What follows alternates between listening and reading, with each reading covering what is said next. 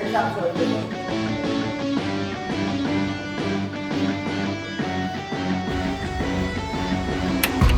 mga kabatang Quiapo! Ako po ay si Ernie Baron. Ako po si Baron bilang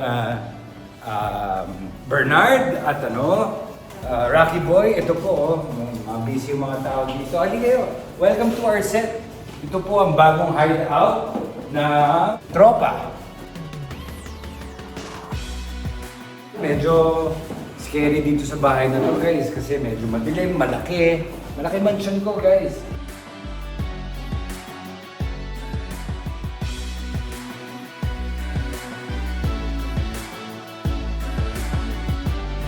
Magiging safe house natin. Tara!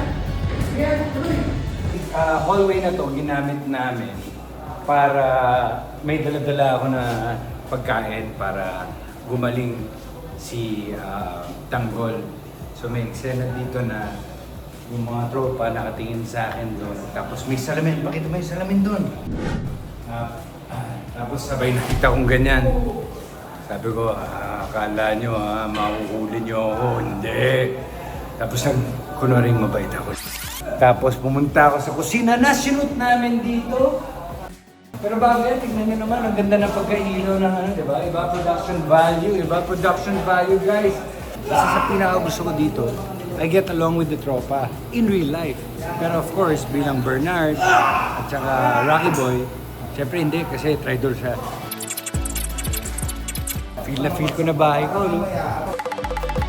Ito yung kusina, halika. Tignan mo, dito wala nagpapahinga guys, wala nagpapahinga because everybody's busy, so passionate with their jobs.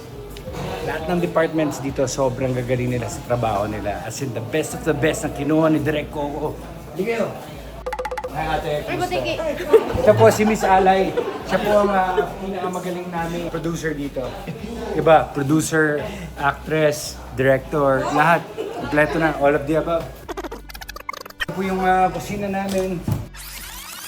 Wala pong ilaw, pero dito ako nagluto ng sobrang sarap na arroz caldo para kay Tanggol.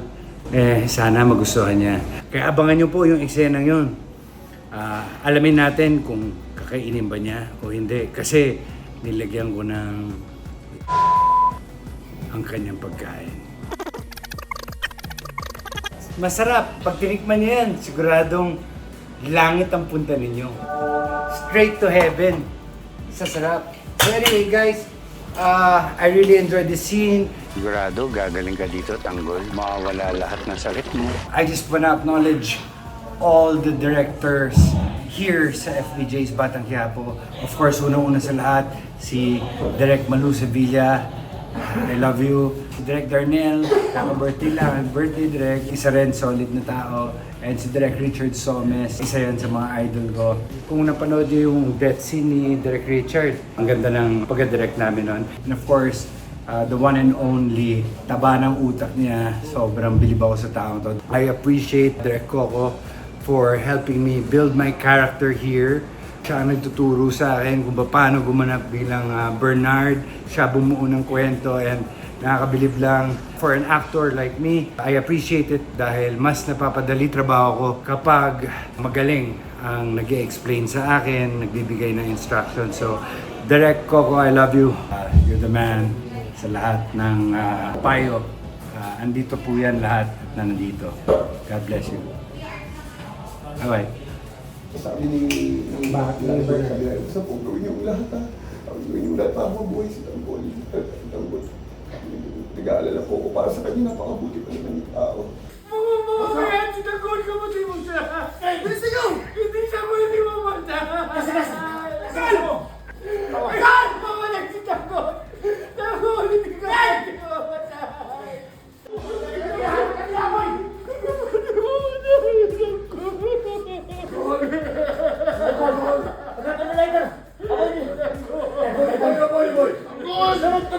Bawiin natin ang Maynila sa kamay. Mga demonyong girero na yan. Kung gusto niyo po, tutulungan ko kayo. Nahanapin yung pamilya ninyo. Sabihin ko sa kanila lahat ng mga sinabi niyo kanina. paparating ko sa kanila. Tapos, bibigyan ko sila ng pagkain. Bigyan ko rin ng konting pera. Makatulong man lang ako.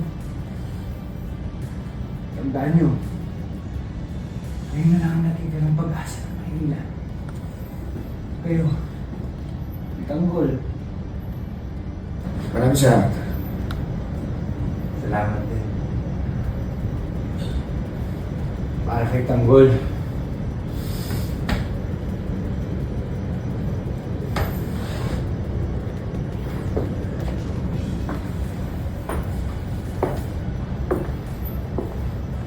Guys, maraming salamat. So manood po kayo ng FPJ's Batang Quiapo sa All TV 2. See you guys. Thank you.